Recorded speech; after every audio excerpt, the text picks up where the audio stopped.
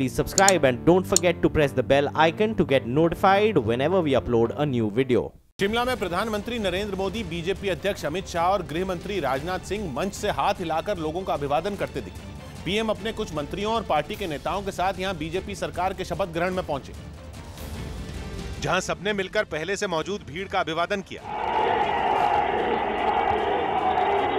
तो लोगों ने उसी अंदाज में हाथ हिलाकर पीएम का स्वागत किया। इसके बाद प्रधानमंत्री ने हाथ जोड़कर नमस्ते की और खचाखच भरे रिज मैदान में बीजेपी सरकार का शपथ ग्रहण शुरू हुआ। जैसे ही मुख्यमंत्री जयराम ठाकुर शपथ लेने खड़े हुए, उनके समर्थन में नारे लगने लगे।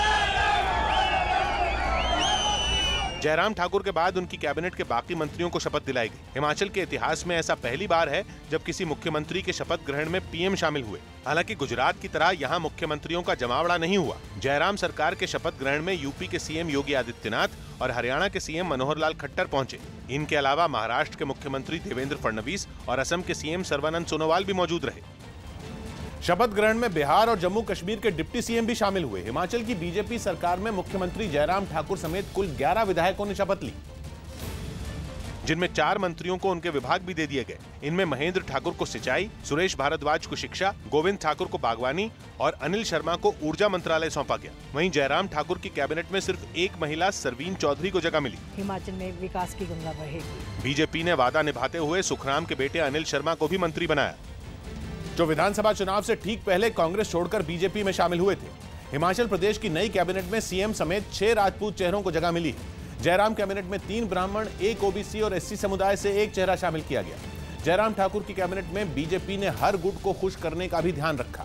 हालांकि सबसे ज्यादा धूमल गुट की चली और उनके 4 समर्थकों को मंत्री बनाया गया, जबकि नड्डा और शांता कुमार के खेमे की झोली में 2-2 मंत्री पद गए।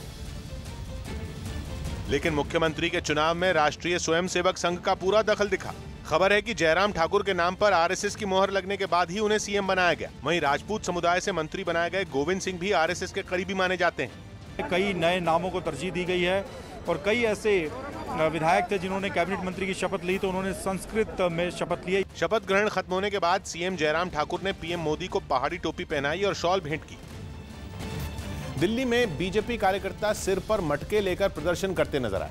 बीजेपी ने पानी की कीमत बढ़ाने के दिल्ली जल बोर्ड के फैसले को गलत बताया, जिसके बाद फैसले को जनता विरोधी बताते हुए बीजेपी केजरीवाल सरकार के खिलाफ सड़कों पर उतर आई।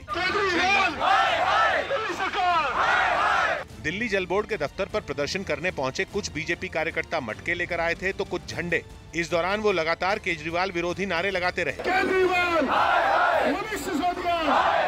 इसी बीच जोश में कुछ कार्यकर्ता जल बोर्ड के गेट पर चढ़ गए और नारेबाजी करने लगे, जबकि कुछ कार्यकर्ताओं ने जल बोर्ड के दफ्तर के कंपाउंड के अंदर मटके फेंककर फोड़ना शुरू कर दिया। कुछ कार्यकर्ताओं ने अरविंद केजरीवाल का पुतला भी जला डाला। क्योंकि मुख्यमंत्री केजरीवाल ही दिल्ली जल बोर्ड के अध्यक्ष भी हैं और उनकी मंजूरी के बाद ही पानी की कीमत बढ़ाने के प्रस्ताव को मंजूरी मिली है। बीजेपी के मुताबिक आम आदमी पार्टी बिजली बिल हाफ और पानी माफ के नारे के साथ सत्ता में आई थी और वो भी झूठा साबित हो गया। पूर्वी दिल्ली नगर निगम के पार्षद राजीव कुमार के मुताबिक कल हुई बैठक में उनकी पार्टी के 4 नगर निगम के प्रतिनिधियों ने दिल्ली जल बोर्ड के इस फैसले का विरोध किया। इसके बावजूद जल बोर्ड ने 20% दर बढ़ाने का फैसला ले लिया। उन्होंने आरोप लगाया कि आम आदमी पार्टी ने नगर निगम चुनाव में हार की वजह से दिल्ली की जनता से बदला लिया है। आज ये आंदोलन की पहली शुरुआत है। जब तक केजरीवाल जी इस बढ़े हुए पानी के बिल वापस नहीं लेंगे, ये आंदोलन निरंतर चलता रहेगा। बहरहाल बीजेपी कार्यकर्ताओं का कहना है कि जब तक दिल्ली सरकार बढ़ी हुई पानी की दर वापस नहीं लेती, उनका विरोध जारी रहेगा। गरीबों को बहुत बड़ा बोझ लादा है। दिल्ली के गद्दी से हमारी जनता इनको उखाड़ फेंकेगी। जल बोर्ड के फैसले के मुताबिक दिल्ली में 20,000 लीटर से ज्यादा पानी इस्तेमाल करने वाले उपभोक्ताओं को अब 20% ज्यादा बिल देना होगा। इससे कम पानी का इस्तेमाल करने वालों को सब्सिडी मिलती रहेगी। संसद में आज 3 तलाक पर बिल पेश किया जाएगा। केंद्रीय कानून मंत्री रविशंकर प्रसाद लोकसभा में प्रश्नकाल के बाद इस बिल को पेश करेंगे, जिसे देखते हुए बीजेपी ने अपने सभी सांसदों को सदन में मौजूद रहने के लिए व्हिप जारी किया। हालांकि बिल पेश होने से पहले ही इसमें बदलाव की मांग को लेकर राजनीतिक खेमेबाजी तेज हो गई। इस बिल में तुरंत 3 तलाक को रोकने के लिए कड़े प्रावधान किए गए।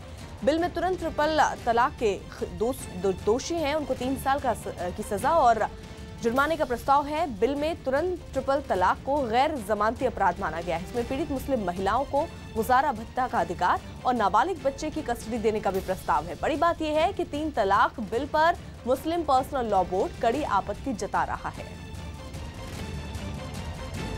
सुप्रीम कोर्ट ने जो जजमेंट दिया है ट्रिपल तलाक को खारिज करते हुए, उसके रोशनी में हमने बिल लेके आए हैं।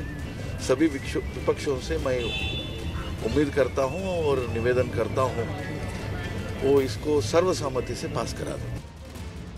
इस विधेयक के पारित होने के बाद मुस्लिम महिलाएं तुरंत 3 तलाक अपराध अगर उनको दिया जाता है तो ये अपराध माना जाएगा और मुस्लिम महिलाओं को कई अधिकार भी मिलेंगे। विधेयक में जो प्रावधान है उसके मुताबिक